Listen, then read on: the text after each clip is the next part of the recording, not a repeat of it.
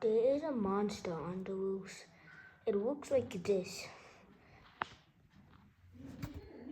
Anyway, so how to avoid it? 1. Don't be infected by the virus. Number 2, if you get infected, it doesn't do anything. All it does is just send a transmission to where you are. Anyways, so if you see it, you must run until you die. You're gonna need to run until you're out of stamina. If you do, you will survive this attack.